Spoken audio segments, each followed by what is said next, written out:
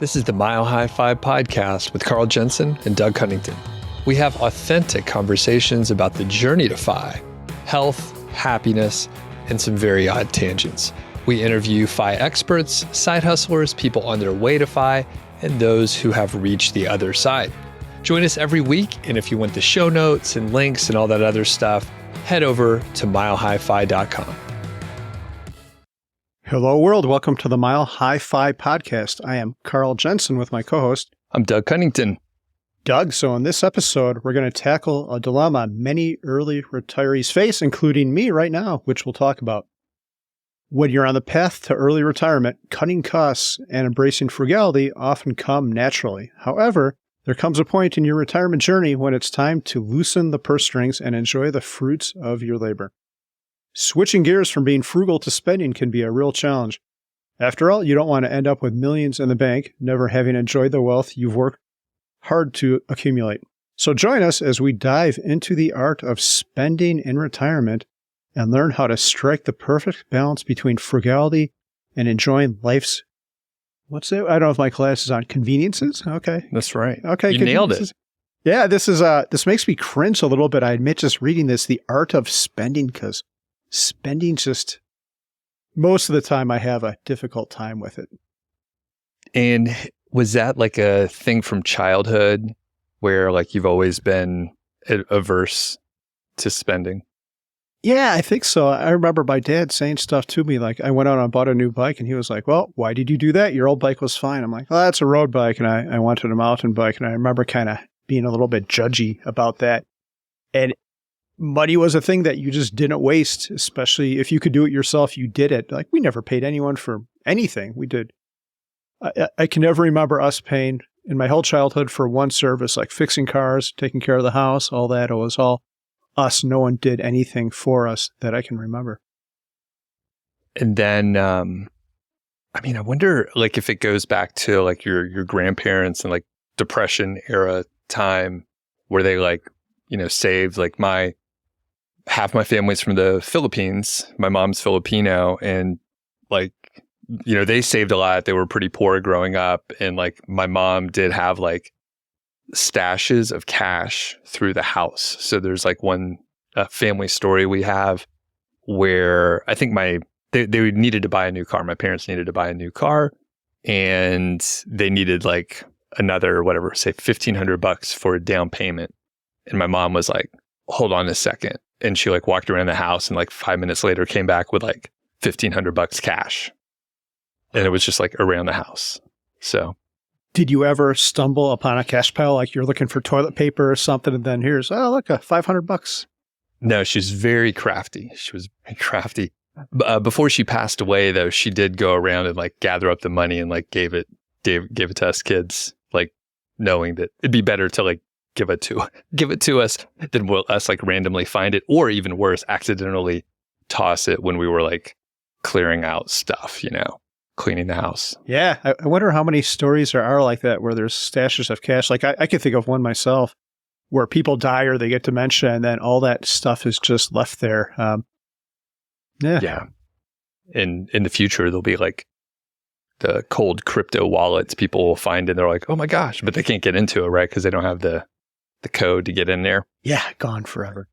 So before we dig in, we do have a correction from listener Bill. And this is directed at me, unfortunately. When we try to share real information, we often get it wrong. So Bill, thank you for sending this in. And if anyone ever hears us say anything incorrect, feel free to write a comment on YouTube. YouTube loves when you leave comments. Or you can shoot us an email, doug@milehighfi.com or carl@milehighfi.com. So Bill says this: I watched your recent episode with Amberly. Your comments about the max 401k employer contribution are not accurate. While you're allowed to contribute 25% as the employer, the calculation of 25% of the net income after deducting employee contribution and other expenses, for example, Schedule SE plus the other schedules. So the net effect is the max employer contribution is less than 20% of the gross income and will often be around 18%. Bill mentions a Fidelity worksheet, which I think people could freely, go check out.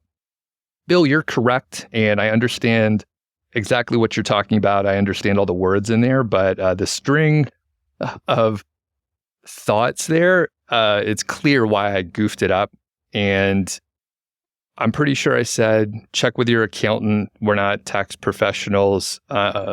Basically, this is entertainment. So we tried to get pretty close, but the point is, if you are self-employed and have a solo 401k, then you do have more flexibility, and check with your accountant for the details. My accountant told me exactly how much I'd be able to contribute based on what I am paid as, like on my W-2, what I pay myself as the employee of the company that I own. Carl, what do you think? Does that all make sense to you? It does make sense. I have to tell you, Doug, that this stuff bores crap out of me. I know there's some people who really love reading through all those IRS docs, and they'll be like, just check like Schedule F, line 18B, and just like that sentence there, I'm putting myself to sleep. It's man, do you get into that at all? Or? No way. Yeah. And like the extent that I have is the high level where I'm like 25%, like blah, blah, blah. Like you're in good shape. But yeah, I don't enjoy it too much. And our friend Sean Mullany, he wrote a book on solo 401ks. We interviewed him and he likes this kind of shit. Brandon, mad scientist, he digs this stuff too, right? Yeah. Oh, yeah. He loves reading IRS. I've actually asked him that question, and he loves reading IRS documentation. Yeah. And that's great that they do, because then they can absorb it, put it into language that you and I can understand, and then we can move forward. Yeah. Doug, I don't know if we've told the readers this, but we're casually bouncing around a book idea about how to be lazy. And this could be a good chapter. Like, we don't want to hear about schedules. We just want everything like one sentence financial advice. Or it could even be one word, 25%. And that's it. That's it. That is good. And we'll have to get on topic eventually here, but I have been thinking a little bit more about the book. So when we were in Cincinnati for EconoMe, we had a lot of time just chatting, idle time, and like a couple other people would be around. But we actually have, I think, a skeleton of what the outline for a book could be. And I'll throw some stuff together. And actually, for full disclosure, a lot of the research for this particular episode was done with ChatGPT. So I put in some core ideas that you and I had. I massaged some information. I asked for an outline. So there's a good chunk of this content that is, it's all our thoughts, but it's driven by ChatGPT. And I think that would be a way that we could write a book fairly easily. And it holds true to the point of the book, which is don't do too much work and be lazy. Yeah. And maybe an outline, Doug, is all we really need. The book will be like 6 pages long with like 3 sentences per page. If you're trying to be lazy, that should be all you aspire to, really. A lot of pictures. Of pictures. Lots of pictures. Yeah, which you can do with Midjourney, which is another AI thing. So it's going to write itself. I think you're right, Doug. Yeah, more on that soon. Okay. Should we dive into the topic area now? Yeah, let's do it. All right. So before we hammer all these points, this is going to be a long episode. So we're going to divide it into at least 2 parts. We're going to record it all today, and then we're going to divide it up, because I think it'll end up being like, 2 hours, something like that. So just get part 1 today, and then we'll dive into part 2.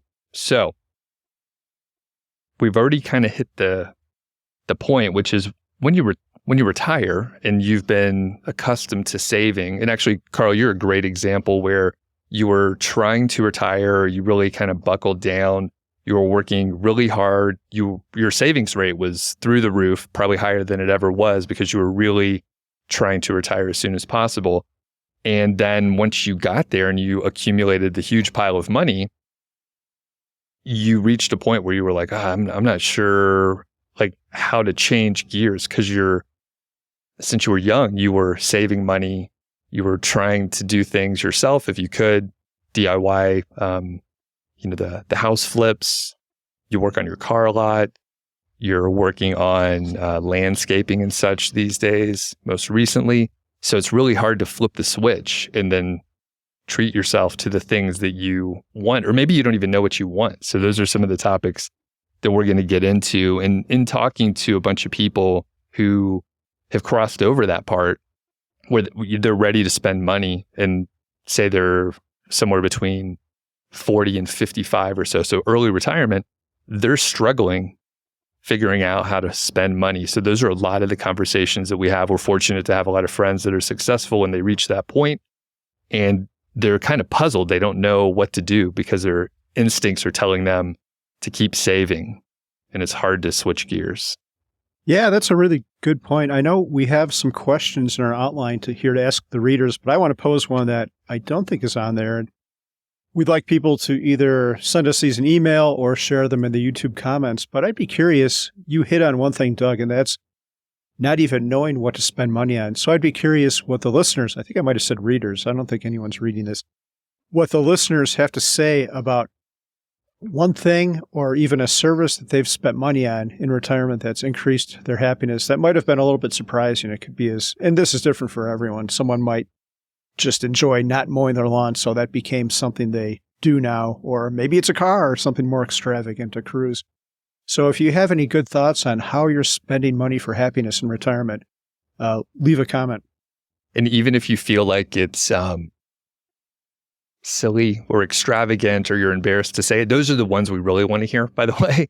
But you may give people an idea on something that they can spend money on. One that I just thought of, which, I mean, I'm actually okay with spending most of the time, but like getting a massage, and just like from a health standpoint, and like us being able to work out and, not pull a muscle or whatever and stay as healthy as possible. Like there's some aspect to it, but when you think of a massage, right? Like, could you imagine either of your parents like getting a massage when they like go on vacation? They're like, hey, we're going to spend whatever, $80 on a massage back in those days? No, absolutely not. I've never even had one in my whole life. Never. Yeah.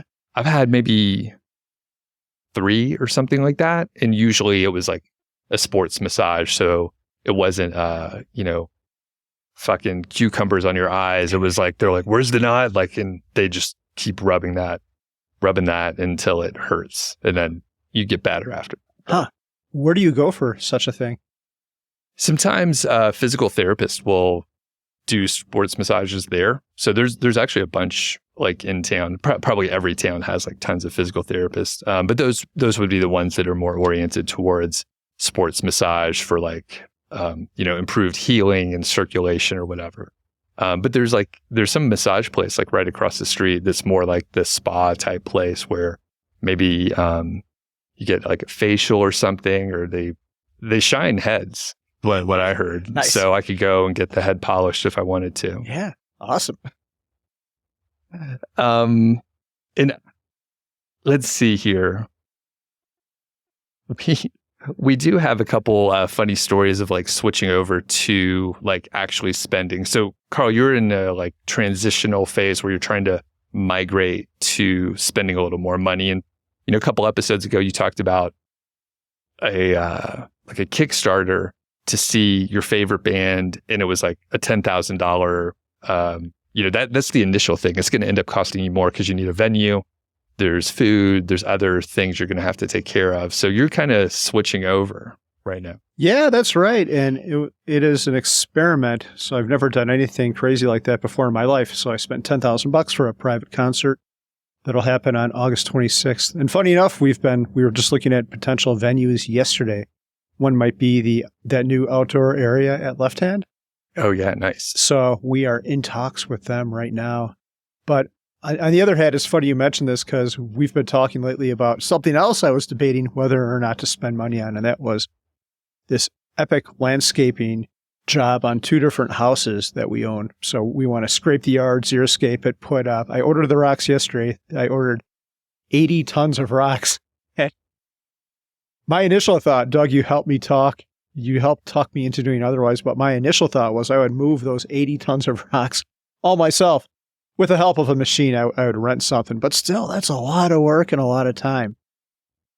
What did you think? And I know you had done a similar project like that on a much smaller scale. How many tons of rocks was your front yard?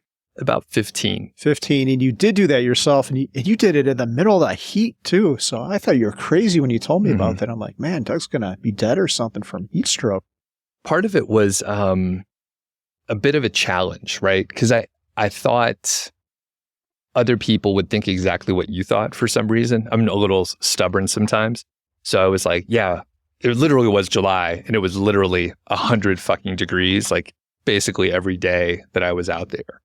And I stayed hydrated, but I was like, I wonder if I could do this. I used to be able to do that kind of thing when I was in my 20s, which like that sentence sounds like it's a dumb idea, like right off the bat, because we can't do the same shit that we did in our 20s. It's a good way to get hurt. But in this case, I was like, there's no rush. I actually have time and we're around anyway. It was in July. We didn't have any trips planned or anything. So I was like, oh, we'll go for it. And I mean, it took a little time. I finished most of it within 2 weeks. So I basically didn't work and just was out there moving rocks. It was kind of therapeutic. It was like going on a really long hike and doing like great physical labor. So it wasn't, I didn't have a bad time. It was pretty fun, but you have a lot more to do, like a huge amount more. Yeah, I was going to say I just built a retaining wall, which was 213, like 50 or 60 pound blocks, and I carried them all and placed them myself and did all the digging. You have to level the ground out, and it's there's a lot of fine detail that you have to pay attention to. But the thing is, kind of what you just said, it was great exercise. Like I pay to go to the money and lift weights. Like this time it was all free, and I was getting something more out of it than just my body. Now I've got this cool retaining wall in my backyard, so I don't think it all has to be bad. But if you absolutely hate it, or if you don't have the time, like I currently do not right now, you should pay for this. And that's what you helped convince me of with my 80 tons of rocks that are showing up on Friday. Are you able to share how much it's going to cost you or anything? Yeah, sure. The materials are probably going to be, let's see, the rocks are, and we have some boulders too, so that's probably going to be about $6,000. And the quote I got for the landscaping, and this still kills me a little bit, but they're going to have a whole team of people, and it's going to take them 3 weeks, or I'm sorry, not 3 weeks, 3 days. They're going to scrape all the lawn, take it away, put landscape fabric down, and then spread out all these rocks, put in the metal edging, and do some other stuff, move these boulders, and it's going to cost about $12,000. So why does that bother you? Bothers me because I think I would actually enjoy it. And I love working outside this time of year because it's not hot yet and it's not super cold. So it's just nice to be outside. It's not even the money. It's just, I guess, maybe what I said before. I know I could do this myself.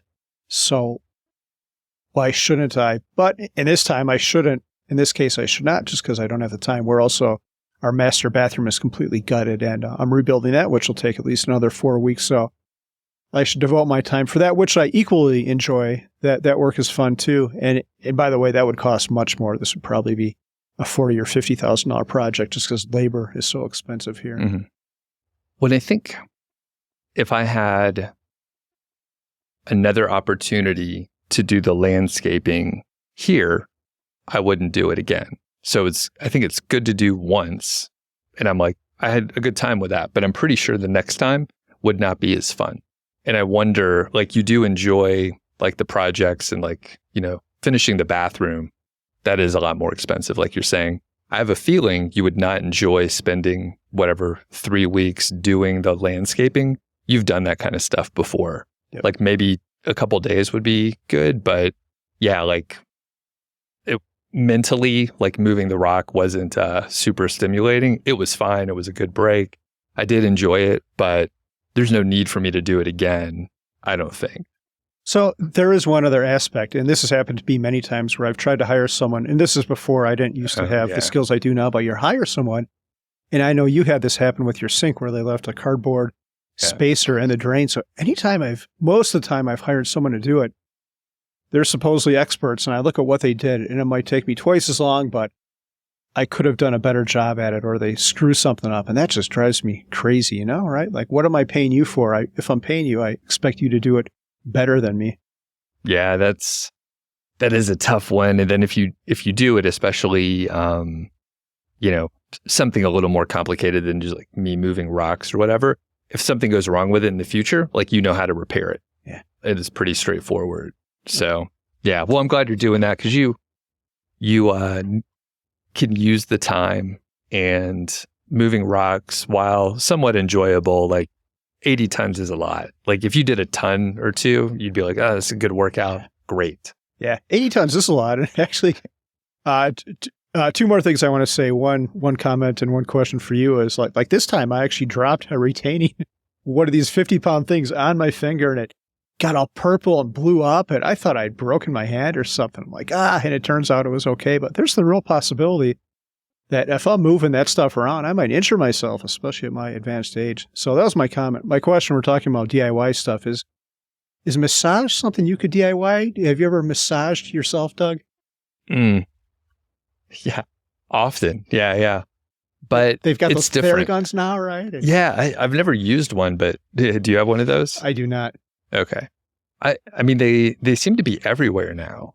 Like, even at like whatever, like the grocery store, they have like cheaper Theragun type things, right? Yeah.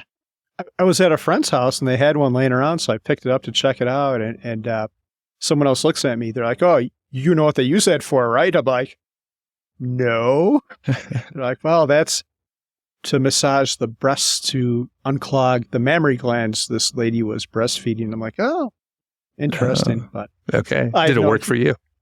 It did not work. I tried it for an hour, then another hour. Nothing's happening. The plumbing is clogged. They could only do so much. Yeah. So we should go. We should go for a couples massage. That'd be pretty funny. We'll wear our shirts. Do you lay next to each other at the table, and at some part you're like looking at each other, and they're massaging you, or do you sit like? I haven't been to one, but I think we can get it so that our heads are close to each other. Yeah. Yeah, they could play Taylor Swift. Okay, let's get into it. So our first area here is the psychology of frugality, and we're talking the mindset shift from saving to spending. So Carl, as an early retiree, why is it difficult to shift from saving to spending? Is it as simple as like habits and stuff like that? Man, that's a great question. And I think that's all it is, right? Like they say it takes you like 30 or 90 days or whatever. It's some like month interval to form a habit. And if you're frugal and retire early, you've probably been doing that same thing for 10 or 20 years. And maybe you even have a disposition towards it because that's why you're doing it in the first place. I've always been frugal as long as I've been alive. My sisters called me Mr. Cheapo. That was their nickname for me growing up. So how do you turn that off? Like I quit at like 43, so I've been doing that same thing for the first 3 or 4 years don't count. I don't remember what was going on then, but you've been doing that same thing for like almost 4 decades. And even if you're an early retiree, you've been doing it for 2 decades, that's still a big shift, right? Yeah. And I think I look at my parents, my dad a little bit. He actually retired when he was 49. He was a firefighter. So he put in 30 years, had some deferred compensation, and he started working there back when the pensions were very good. So we were generally frugal-ish, but we would still spend a little money here and there. But my thought is, my dad has a pension, so it's a little bit different just thinking of the psychology of it all. So he knew he was going to have a pension and it just have like the guaranteed income coming in forever, which is a little bit different for us because I think we know there's a little bit of a risk for future returns. Have you thought about it in that aspect? No, I haven't, but that's so interesting. And I'll bet if I knew that, I probably would have done things a little bit differently. If you know approximately how much money you're going to get, right? Yeah, you do. And it's like inflation adjusted and, each municipality will do it differently, but like he knew he was going to get a certain amount. And again, back in those days, they, because of the deferred compensation and some of the other setup, he was going to get a little bit more, like take home pay, like moving forward, like after he retired, than the last few years of his career. Okay. I know some people who have pensions, I think maybe this is just teachers, but if they have a pension, they don't get Social Security, right? I don't know those details. Okay. I think my dad does get Social Security, but it might be at a reduced rate, or he may not be drawing yet. I think that might be a teacher thing. I knew a teacher in Illinois, and she did not have to pay into Social Security because everything was within their teacher system somehow, but I don't know how widespread that is. But yeah, I guess there's a chance that the pension could fail, but has that ever happened? Or I don't know. Is that probably? But I think so this was in the, metro area of Atlanta. So I think the pensions are pretty solid there because it's like the boomer generation. So there's a shitload of them, So I think it would be catastrophic if some of those failed. And I think they generally did a good job investing, per my understanding. But okay, so let's negate that whole thing. Yeah. I think your original question is super fascinating, and I'd like to hear what any listeners who might be in this situation, if they live a little bit differently. Doug, I think I probably wouldn't have been as conservative, and I don't know if that's a good or bad thing, but if you knew you had a guaranteed amount of money, especially if it's something that you knew you could live on, I'm like, why not spend a little bit more and go a little bit crazy in your youth? But there might be some drawbacks to that too. Can you think of any, like how would that situation negatively affect you? Just spending a little more aggressively earlier? Like now we have the tension because it's a risk. We don't know how much we're going to have. We can kind of estimate with the 4% rule and all that. We've talked about that a million times, but it's not a guaranteed thing. If you knew you had a guaranteed thing, and we'll call it guaranteed for the sake of this argument, maybe you would have behaved a little bit differently, and maybe some of it would have been negative. Right. I think similar to sequence of returns, if you made certain decisions at certain times or maybe carried a little bit more, say, credit card debt, for example, and I actually have a personal story here, which may be a thread that goes through multiple episodes, but if you sort of had like a poor sequence of returns, let's say you have some credit card debt, but you are investing some, and maybe you buy a house during like the Great Recession or just before the Great Recession, rather, you could end up in a situation where you just couldn't, even if you made good decisions, you wouldn't have as good of returns as someone who's 5 years younger or 5 years older because they caught the wave as it was going up. Yeah. So, and for me, this came into play with when I read Die with Zero. And I thought this was like a mistake that I made in the past, but through different framing, turns out I could justify anything. So, but in like the late college time frame, it was actually when I was out here in the Rocky Mountain National Park. I think I was 22, say it was like 21, 22, something like that. And I was about to graduate, but I was like stretching it out. So I actually like stayed in school a little bit longer, like 1 or 2 semesters longer because I was taking fewer classes per semester. So I was literally like, that was costing more money. Then I came out here and I was one of the, the older people working. A lot of them are, 18 to 20, something like that, early in their college career. But basically, I had a couple credit cards and I knew that I was going to get a pretty decent job when I graduated. So I actually, anytime there was some fun shit to do, I was like, yeah, let's do that. And I would put it on the credit card. And I would buy drinks for my friends.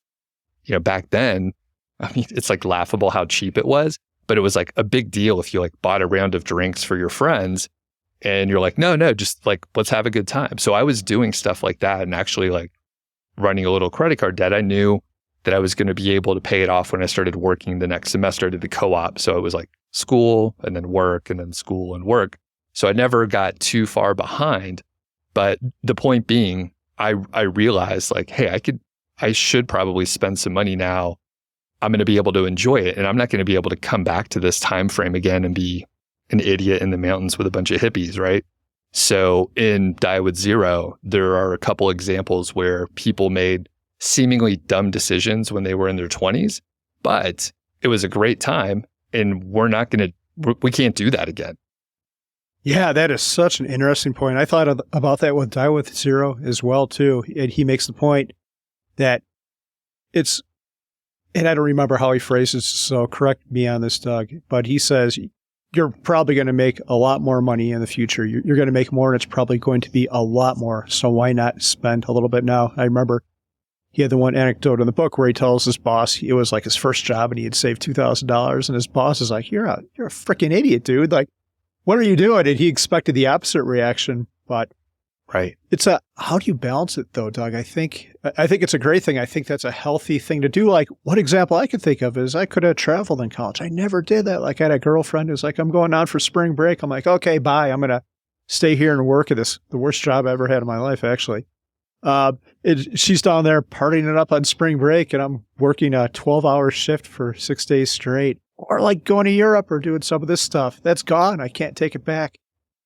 But I think there has to be a little bit of a balance. You can't get into trouble, and you have to be optimistic that the future is going to bring you more money and you're going to be able to pay this back. But yeah, where's the balance there, Doug? Yeah, it's tough. I think you can only point out the success or mistakes afterwards because you don't know how it's going to work out. So there's probably some scenario where like I had a good time, I followed that, and I like kept maybe like drifting around a little too much. So I did have some friends and peers that they kept like going from seasonal job to seasonal job, which sounds pretty good. But if you get stuck in that kind of rut, there were some people that had been doing it for like 8 years, and you can pull out of it, but it's a little bit harder if you're into that routine and that's kind of your lifestyle. That said, I mean, actually Amberly, she didn't do that specifically. Amberly Grant, she traveled a ton, like basically through her 20s, and then went to school, got the same degrees that like you and I would have gotten in the same sort of job. So like she really did a good job capitalizing it, didn't go into debt, like all the kind of ideas that like we would probably champion at this point. Of course, she's younger than us, so she has the benefit of learning from our mistakes. Yeah. And her partner too, John, he went from like Canada to the tip of South America on a motorcycle. Like, how awesome is that? I'm like, were you worried about any safety? It's like, nah, I just went for it. It was great. One time, a motorcycle gang in Mexico helped me out when I broke down. Like, yeah, really. Yeah. I think it's a healthy attitude, but now he's working. So yeah, you just have to know you're going to have to pay your dues at some point. You're just going to pay them a little bit after instead of before, perhaps.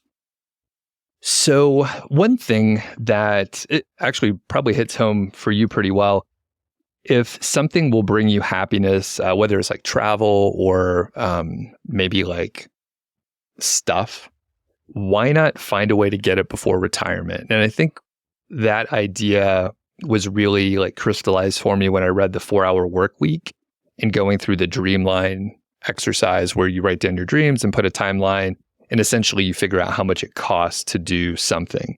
And, you know, one of the areas that we, Elizabeth and I, explored was just kind of slow travel and trying to figure out like, what do we like to live in a certain spot without fully committing and like buying a house in that area or something like that, like something that's harder to reel back in, but to make decisions to test out certain ideas to see if we liked it in a temporary way that's easy to reverse. So we slow traveled out to Montana. We spent 3 months there, traveled around a little bit. We ended up moving there for a little while, but it was a good way to test it before we, fully moved. We could go buy a place somewhere else if we wanted to. So did you do any kind of like testing like that? No, I did none of that, unfortunately. We've learned to let go lately, but yeah, it's kind of sad. My ass is almost 50 and nothing. I can't even think of. And you never really lived. You're 50 years old. No, I'm just kidding. I haven't lived and now death is around me. Yeah. But the one caveat I have to this is the whole happiness thing. And I could think of a couple.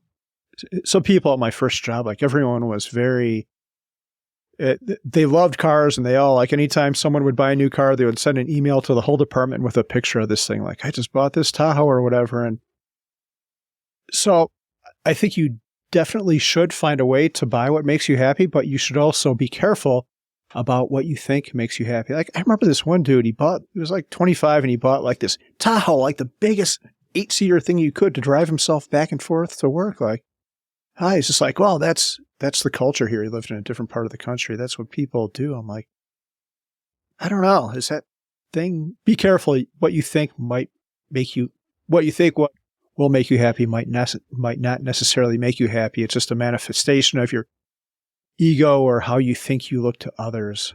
Mm-hmm. Yeah. Well, you've done something more recently, right? Specifically with cars, and I think in the FI community, we like to shit on people that like cars. But if you like cars, that's cool. That's totally fine.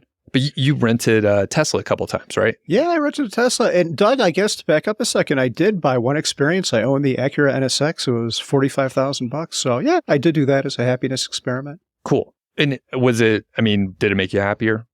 I guess owning the NSX, I've always wanted one, so it got it out of my system. Now I no longer want to own that thing. It was fun, but it also came with stress too. You've got this nice, expensive thing in your garage. You're always worried about some ding dong hitting you on the expressway, which almost happened a couple times.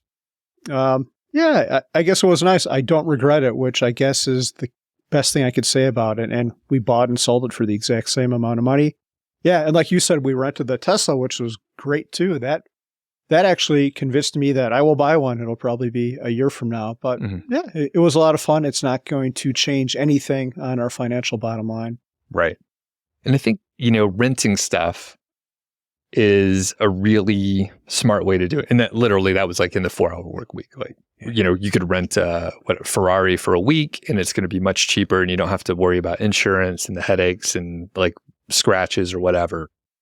I mean, I guess you would. You don't want to scratch up something you're renting. But for travel, I mean, we still do that. And I think maybe not too long ago in an episode, we had like a little debate because you were like, oh, we'd love to get like a vacation house. And I'm like, it would be way easier and cheaper if you just rent it ad hoc, like wherever you want to go. And then you could go to different places and you don't have to furnish it and do all this other shit associated with owning a house, which there's value to both. Like, to just have your spot that you show up and everything's perfect how you want it, but there's certainly overhead to it. Yep. So can you think of anything else you could rent as an experience? Any other things like that? Yeah, I mean, every experience is renting something, right? If you go on vacation, you're renting another part of the world for a little bit of time to spend your life in. I guess renting is a funny word, but yeah, I can't think of anything else. Okay. Cool.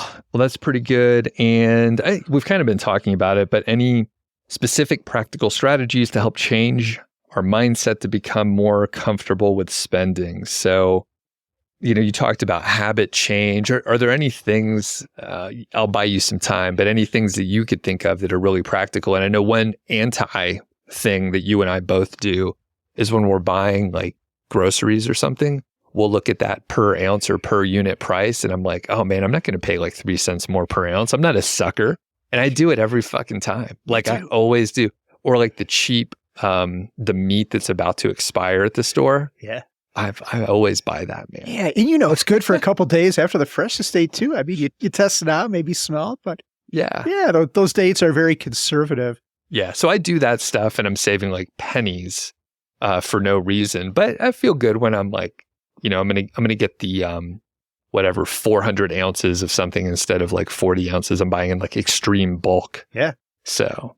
Yeah. Oh, we actually have another product announcement, which I just remembered, but I'll answer this question first before we get to that and the next section. But I think if you're on the fire path and you want to retire early, the two things you need to get right, and there's a million different ways to get these things right, are houses and cars. You want to live in a modest house or house hack it somewhere, some way, and have a modest car that doesn't cost a lot to maintain and have big payments. And after that, if you can get those two things right, unless your hobby is like horses or some shit like that or flying planes, I think you're probably going to be okay, and you should let loose and spend money on things that you think are really going to make you happy. Maybe you like sports, or I don't know, maybe you're a movie buff and you have a great sound system in your basement. But yeah, go for it. Just get the big things right. Yeah. And I think actually I'm probably a pretty good example. So I didn't save as well. I bought a house at a really bad time in 2005. I had a foreclosure. There's a handful of other like dumb mistakes. Didn't invest as much as I should have, like in those sort of down years between .com bubble and say like 2012. I think that was another, I mean, I could have saved a whole lot more money, but I just didn't. I actually started house hacking, but like failed to pay off the mortgage. And that's the house that went into foreclosure and all that stuff. So you can even screw up a handful of things if you are directionally, like generally moving in the right direction and still come out okay. Yeah, maybe foreclosure's a little bit of a house hack too, right? You know what? It turned out great. It turned out great for me. I had other stuff sort of planned and really did a good job, I think, with the risk assessment, so that I knew the downside. And I was like, yeah, this is a good gamble. And it was a great gamble. I got rid of like $150K of debt in, 6 months. And I just had to pay the taxes on it. So it was like $18,000. Nice. That could be in our lazy book. I don't know if that opportunity will present itself, but yeah. Yeah. So entertainment only. This is not mortgage advice at all. This is not any kind of advice whatsoever. But Doug, we do have a new product announcement. We've been coming out with a lot of stuff. We had our episode, a couple episodes ago, we announced a DIY product based on the work I've been doing called Carl's Quick Hardening Caulk, CAULK, which is a product that helps you get your projects done fast because it dries very quickly. Again, Carl's Quick Hardening Caulk. These will all be on the site. We just announced the Speedo. We're going to actually take pictures after this. But the other one is the Mile Hi-Fi Personal Massager. Like, we've got that collaboration. I think, who was it? Adam and Eve, maybe? We're going to have a private label. Yeah, personal massager. Yeah, and actually, part of the prototype is from this flamingo. So the people that can't see it, imagine the flamingo head, but you can see the really, it's very curved, So you get all those nooks and crannies. Yeah, you could fit that into different places, whether you're male or female. It's for everyone. Well, different sizes. It's going to be different heads, different attachments. Yeah. And, you don't want to get it into the bathtub or wet or a hot tub or anything like that. We're still working on some of the electrical and stuff like that. And I think actually the quick hardening caulk may be able to seal it up just right. I think so too. But yeah, be careful. We did have an incident with the bathtub testing. Yeah, I think it's going to be okay for that person. But yeah, stay tuned for that. Yeah, who was testing it? Oh, it was some person we hired from Fiverr. And yeah, we have to look into see what the lawsuit situation is between that country and ours, but I think it's going to be okay. Our attorney says there's no extradition for that country. Yeah. Okay. Okay. So this could be like 8 episodes. We're only through like the first bullet point. Okay. Next is fear of running out of money, which I think we kind of like we alluded to it earlier, but in for example, the pension situation, like you're going to get paid and you don't have to worry as much about returns or market performance. So that's one of the issues. And I guess, Carl, when you were starting to learn about FIRE and the 4% rule, did you have any reservations on trusting the numbers in the spreadsheet and 4% rule generally? I did have reservations, but they didn't give me any hesitance because I always thought if I'm pretty frugal, and if you're frugal and if you're flexible, the 2 Fs, you could figure something out. I would just go back to work. And the frugality part's important here because if you don't spend a lot of money, I don't need to necessarily go back to my high-paying computer software job. I could get like Costco, I think, right down the street. They're paying like $20 an hour. That's more than I made on my first job. And I know inflation and it's different, but still a good chunk of change. You probably get free hot dogs there. So before I go off on a huge tangent, I would say, no, it didn't give me reservations, although I didn't quite trust it. Okay. And for me, I think I don't necessarily like inherently trust it because things could be different in the future, right? Some economic, huge macroeconomic thing could change things a little bit. So I'm not worried about it though. I think that's the difference, and actually like a friction point with my wife and I is she is very risk averse and doesn't necessarily trust the 4% rule. So even like a 3% rule wouldn't necessarily make her feel totally comfortable. Like she would find issues with that also. So it has been, again, a friction point and like hard to navigate. And the thing is, like, if you're relatively frugal, or I mean, the thing is, I'm like, we're both still working. So it's almost like it doesn't matter. The fine points of the 4% rule or 3.25, it doesn't really matter that much. If you just work for a couple years here and there and earn a little bit of money to offset any issues you might have with returns or sequence of returns, it pretty much erases any of that, like pretty fast. And we're not calculating other things like maybe we get Social Security, or maybe at some point we don't have a mortgage, right? Like that changes things dramatically. But I mean, I respect people that say, you know what, the 4% rule, I'm not really sure. But at some point, I think these advanced conversations, people understand that like there's a lot of other factors. You can cut back here and there. You don't have to take these super expensive vacations, or you could take them during the up years instead of the down years, and just be flexible. Yeah, you just pivot. You reevaluate your situation every month or every year and go from there. It always drives me nuts when you hear people say like, well, I don't really like my job, and no, I'm at like a 3.8% withdrawal rate, but if I get down to like 3.1 or 2.8, the Monte Carlo simulation says I've got a 100% chance of success. Like, well, number one, you don't actually have 100% because that's all historical data. No one knows what the future is going to be. But dude, you're like 32 and have saved $2 million. You've probably figured out a lot of shit to do that. And if the world goes to hell, I'm sure you'll be able to figure something else out to get by. So it drives me nuts. We're going to talk about how people, one second. So how can early retirees ensure they have a sufficient financial cushion to feel secure in their spending decisions? And my answer to that would be, dude, just believe in yourself. Like if you've done all this, you're probably way ahead of everyone else and you're smart. So stop worrying. Yeah. You tell that to Elizabeth, by the way. Yeah. Well, it's different coming from me. Yeah. How would that conversation go? I don't know. Like it would be interesting. We could plant the seed. I know a couple of Elizabeth's friends, they listen to the show. So you know who you are. You approach Elizabeth and let her know that things are going to be okay. Because I stopped pushing on that like that button. It's like I see, like I can't convince her, right? And the more that I try, then it's just, a contrarian attitude.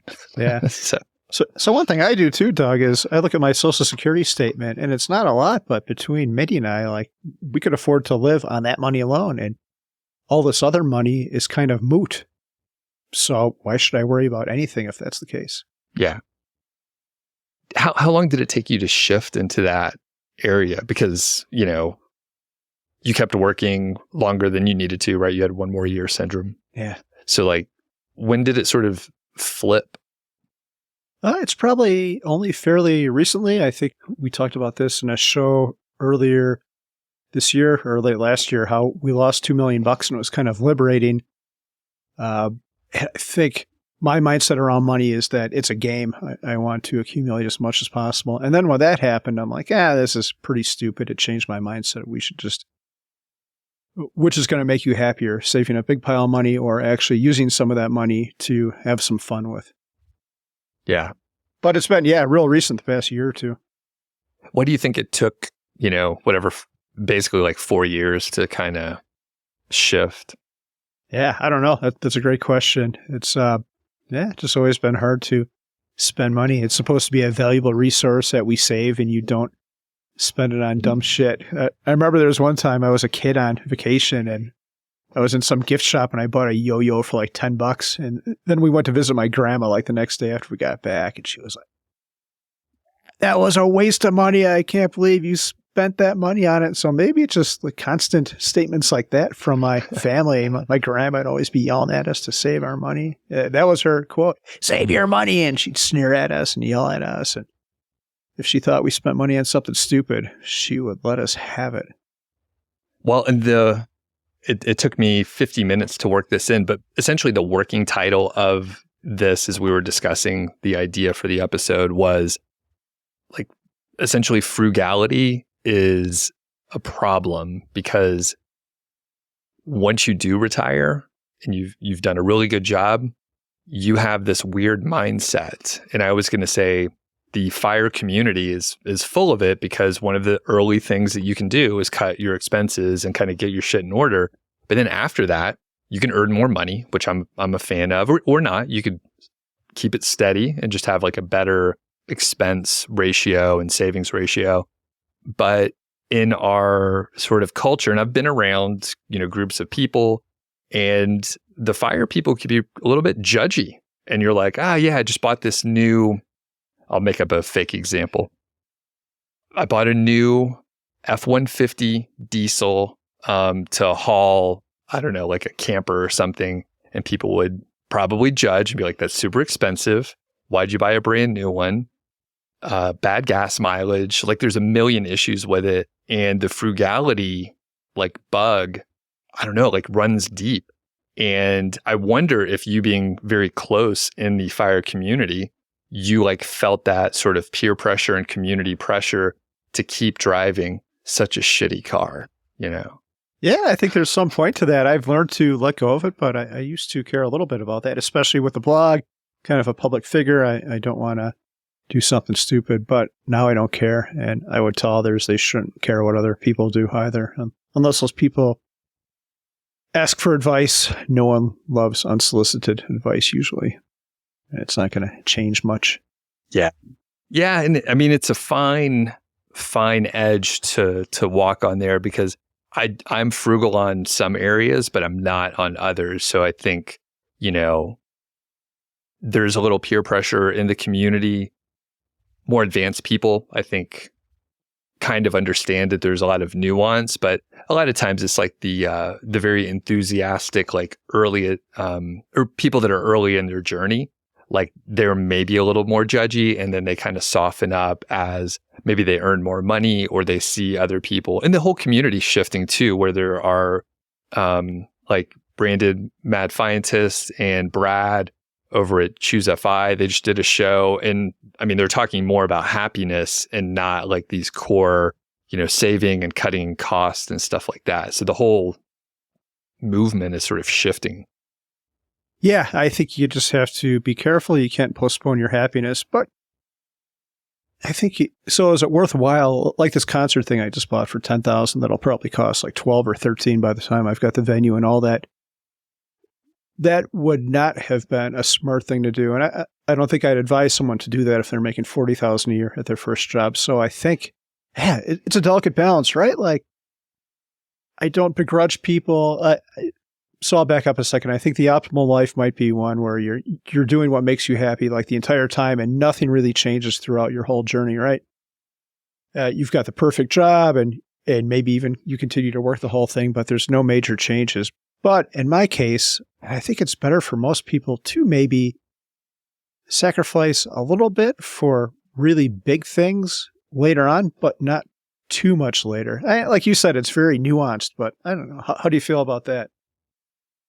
Yeah, again, like it's one of those things you can connect the dots afterwards, but like I think like a lot of areas where we challenge ourselves, whether it's like learning something new or getting out of our comfort zone, and like, we took like dance classes, right? So like completely different area, but like I'm on the edge of what I feel comfortable with. And I'm like, this might not work. This could be a pretty bad idea.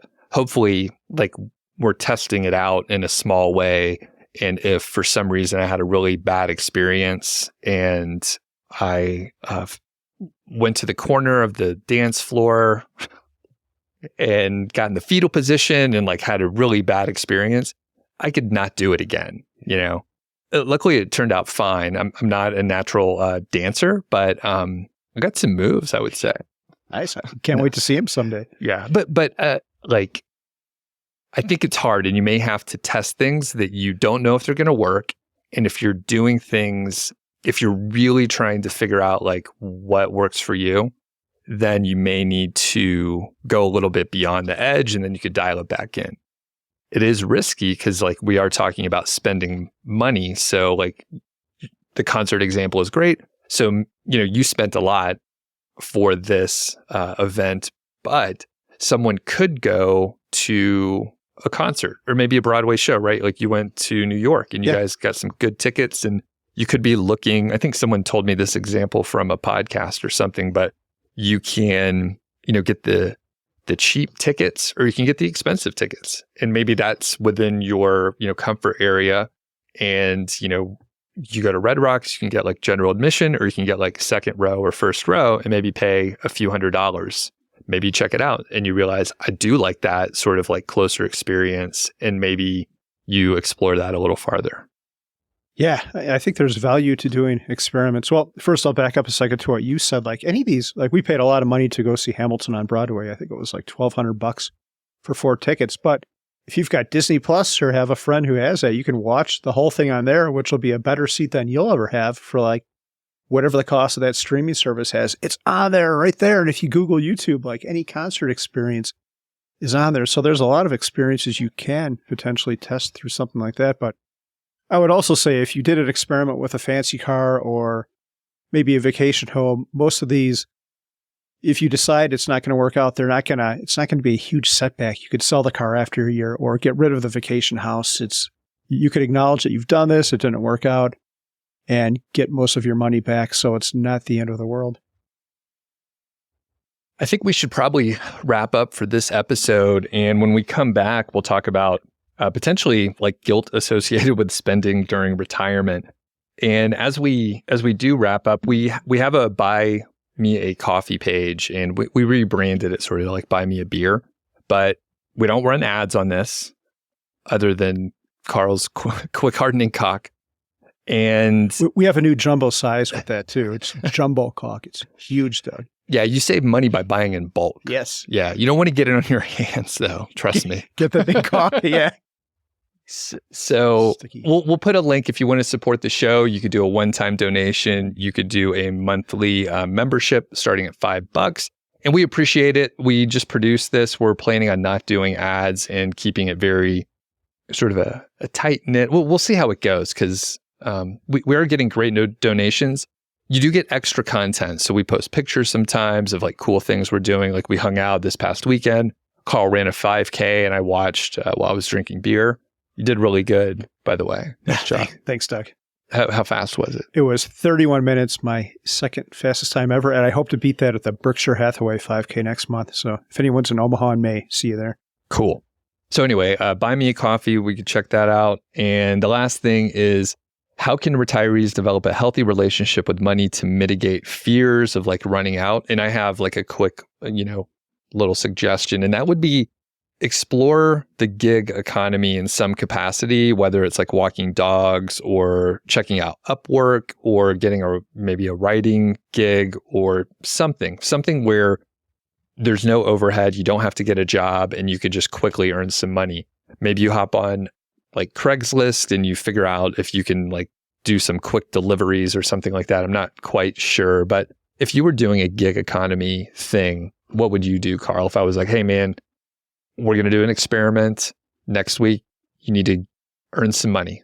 Try to earn like $300 next week. What would you do?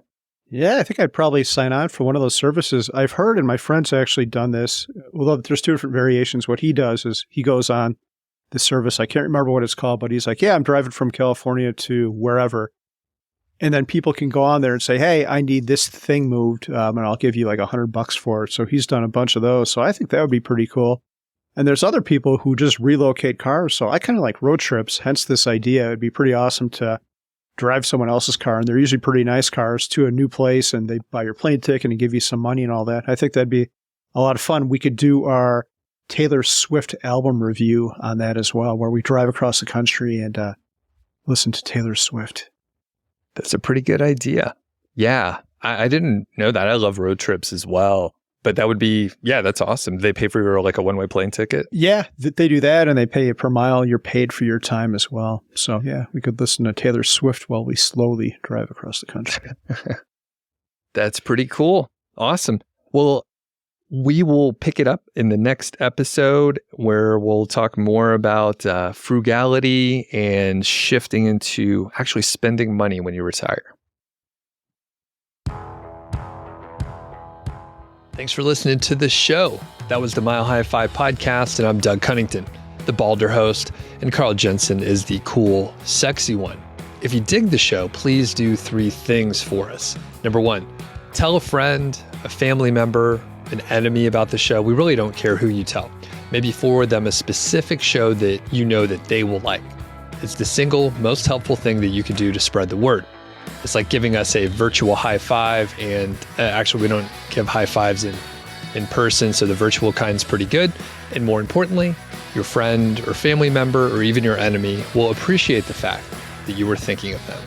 Number 2, make sure you're following or subscribed on your podcast app, Apple Podcasts, Spotify, Overcast, YouTube, whatever you're using, and that way you won't miss a show. And number 3, please leave us a rating and review. We read them on the show occasionally, and you might hear yours out there on an upcoming episode. Quick disclaimer, this show is not financial or legal advice. I'd actually be surprised if it sounded like it. It's really just for entertainment, and that's at least what we're hoping for. But seriously, get advice from professionals. Carl and I are just 2 guys with microphones that sit in my basement and talk. So we'll catch y'all next week.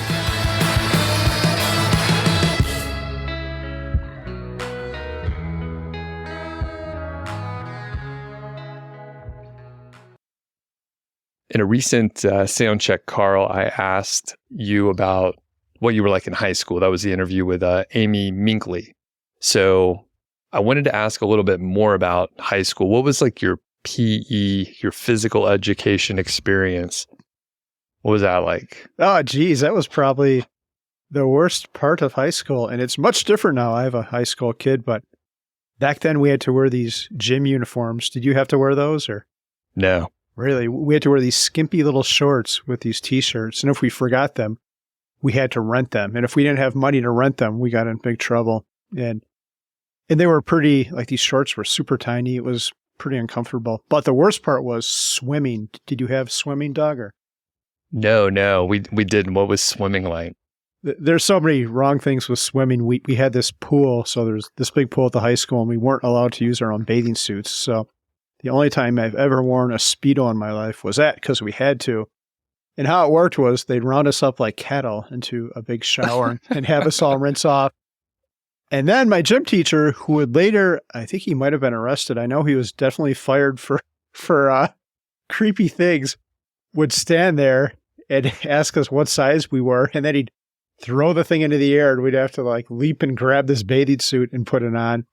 Man. And he would tell this joke. He's like, how are these bathing suits like the Motel 6?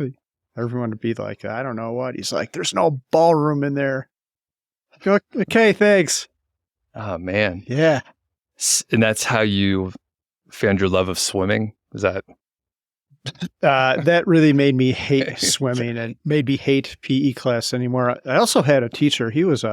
This was a different time. He would yell all kinds of profane and vulgar, very, very foul things that I think he would be fired pretty quickly if he did that today. He was also the head football coach. But the other thing about this guy was he didn't have a voice box. So he had to, he would talk like this. So he would talk like that, but he would carry around the speaker with a microphone. So that sound would come out like super loud with all kinds of horrible words, like the worst things you want to hear. He would be calling us and we'd be running around the track calling us these names. It's almost like something out of a movie now that I think about it. Yeah. I was going to say, did you watch Freaks and Geeks? Do you remember that show? I did. It was a long time ago. Yeah. Oh, yeah. The gym teacher. I do remember that. Yeah. Who was Biff from Back to the Future? Oh, yeah. Did you know that? No, but it all makes sense now. Which that movie, that TV show, I mean, it's like tons of famous people now, but yeah, it was canceled. I think there were only like 12 episodes, but it was very like dry, like real humor. I mean, it was super funny stuff, but it is kind of like your depiction of gym class, I think.